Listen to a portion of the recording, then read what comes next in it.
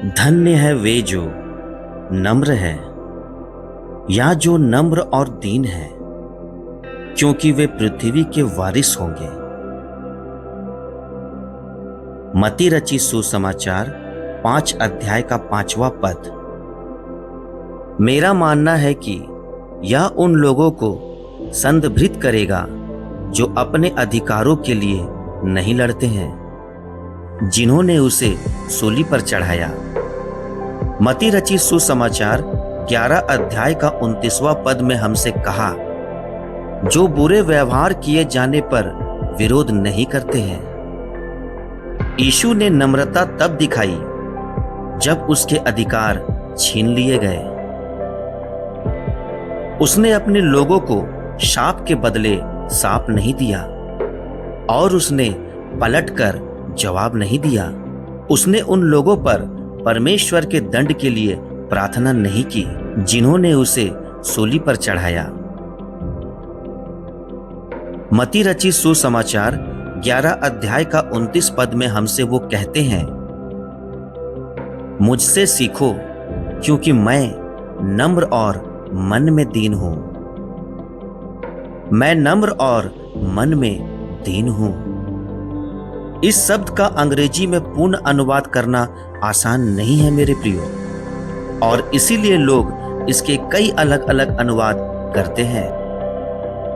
दीन मतलब बाइबल में इसे नम्र और दीन लिखा गया है। सामान्य तौर पर यहां एक ऐसे व्यक्ति की तस्वीर दिखाई गई है जो पृथ्वी पर अपने अधिकारों के लिए नहीं लड़ रहा है, क्योंकि वचन में कहा गया है कि एक दिन वह पृथ्वी का उत्तराधिकारी होगा। परमेश्वर पृथ्वी का अधिकार उन लोगों को देता है जो इसके लिए नहीं लड़ते। यह परमेश्वर का तरीका है मेरे प्रियो।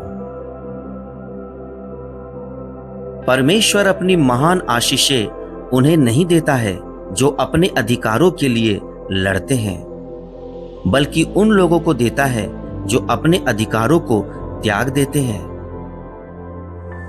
यीशु क्रूस पर चढ़ गया और उसने अपने सभी अधिकारों को त्याग दिया। उसकी दीनता और नम्रता इससे देखी गई कि उसने अपने आप को यहां तक दीन किया कि मृत्यु, हाँ, एक शर्मनाक क्रूस की मृत्यु भी सह ली। फिलिपियों की पत्री 2 अध्याय उसका 8वां पद।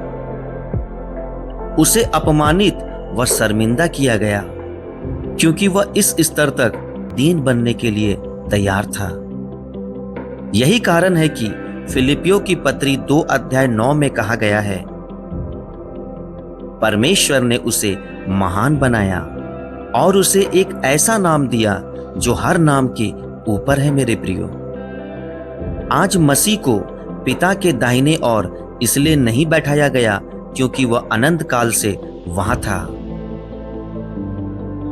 वह हमेशा से ही परमेश्वर के रूप में वहां था, लेकिन जब वह एक मनुष्य के रूप में पृथ्वी पर आया तो उसने पिता के दाहिने ओर बैठने का अपना अधिकार हासिल किया।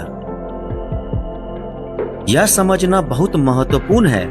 उसने पिता के दाहिने ओर दोबारा बैठने का अधिकार हासिल किया क्योंकि उसने अपने सांसारिक जीवन में परमेश्वर के स्वभाव को इसकी पूर्णता से प्रदर्शित किया। एक मनुष्य के रूप में सभी प्रकार के प्रलोभनों का सामना करते हुए और खुद को मृत्यु के बिंदु तक, यहां तक कि क्रूस पर मृत्यु तक स्वयं को दीन किया। उसने अपने अधिकारों के लिए लड़ाई नहीं की और इसलिए एक दिन पूरी पृथ्वी उसकी हो जाएगी। अभी उसे एक ऐसा नाम दिया गया है जो हर नाम के ऊपर है। मेरे प्रियो, हाँ मेरे प्रियो, यीशु नाम पर हर घुटना टिकेगा। जो स्वर्ग में है और पृथ्वी के नीचे है, ऐसा अभी तक नहीं हुआ।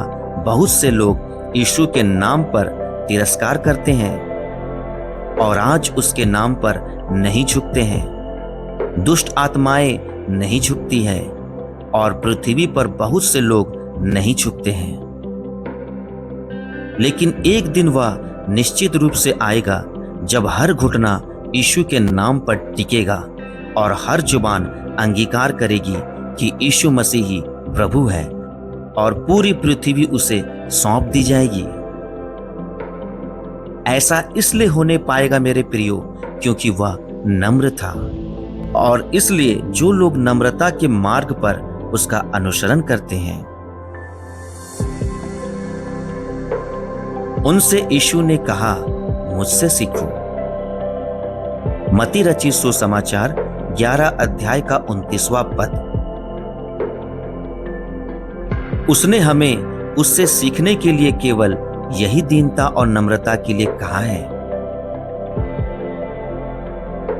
मुझसे सीखो क्योंकि मैं नम्र और दीन हूं, नम्र और मन में दीन हूं।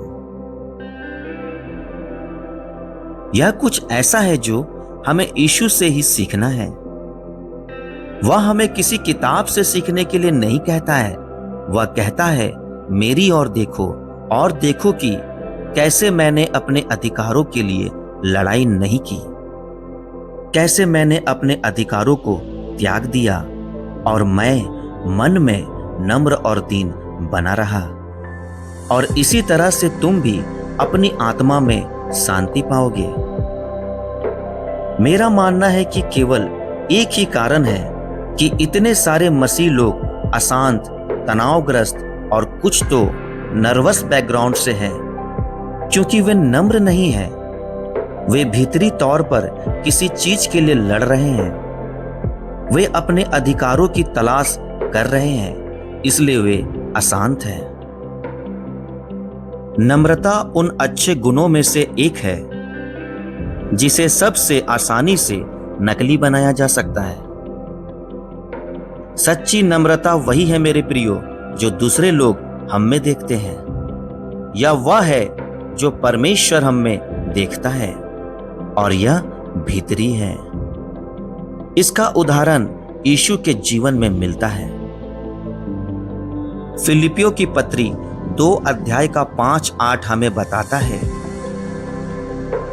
यीशु ने परमेश्वर के रूप में अपने विशेषाधिकारों और अधिकारों को त्याग दिया और एक सेवक बन गया और मनुष्य के हाथों से क्रूस पर चढ़ने को भी तैयार था। हमें इस नम्रता के मार्ग पर उसका अनुसरण करना चाहिए मेरे प्रियो। यीशु ने 3 स्तरों पर खुद को नम्र किया। पहला, वह एक मनुष्य बना। दूसरा, वह एक सेवक बना। तीसरा, क्रूस पर वह एक अपराधी की तरह व्यवहार किए जाने को तैयार था। यहां हम मसीही जीवन के 3 रहस्य देखते हैं, नम्रता, नम्रता और मेरे प्रियो नम्रता। जब यीशु पृथ्वी पर 33 साल तक जीवित रहा और जब उन्होंने दूसरों की इतनी सेवा करते हुए और धैर्यपूर्वक पीड़ा, अपमान और चोट को सहते हुए देखा, तो स्वर्गदूतों ने इसे आश्चर्य से देखा होगा। वे स्वर्ग में वर्षों से उसकी आराधना करने में अभ्यस्त थे, लेकिन जब उन्होंने पृथ्वी पर उसका आचरण देखा तो उन्होंने परमेश्वर के स्वभाव के बारे में कुछ और जाना, उसकी दीनता और नम्रता, जिसे उन्होंने कभी नहीं देखा या समझा था। जब तक यीशु स्वर्ग में था, अब परमेश्वर स्वर्ग में स्वर्गदूतों की कलीसिया में हमारे माध्यम से मसीह की वही आत्मा दिखाना चाहता है, जैसा कि इफिसियों की पत्री 3 अध्याय का 10 में कहा गया है। मेरे प्रियो, स्वर्गदूत अब हम में और हमारे आचरण में क्या देखते हैं? क्या हमारा आचरण परमेश्वर को महिमा देता है? याद रखें मेरे प्रियो कि नम्रता सबसे बड़ा गुण है। नम्रता यह स्वीकार करती है कि हम जो कुछ भी है और हमारे पास जो कुछ भी है वह सब परमेश्वर का उपहार है। मेरे प्रियो, नम्रता हमें सभी मनुष्यों, विशेष रूप से कमजोर, असभ्य, मन बुद्धि और गरीबों का मूल और सम्मान करने के लिए प्रेरित करती है। केवल नम्रता के आधार पर ही आत्मा के फल और मनुष्य के गुण विकसित हो सकते हैं। इसलिए मेरे प्रियो, आपको खुद का लगातार मूल्यांकन करते रहना चाहिए ताकि यह सुनिश्चित हो सके कि उच्च विचारों का सम्मान की चाहत या परमेश्वर को दी जाने वाली महिमा को छीनने का कोई भी जहर कभी भी आपके हृदय में प्रवेश ना करे। यीशु की नम्रता पर अधिक ध्यान दें।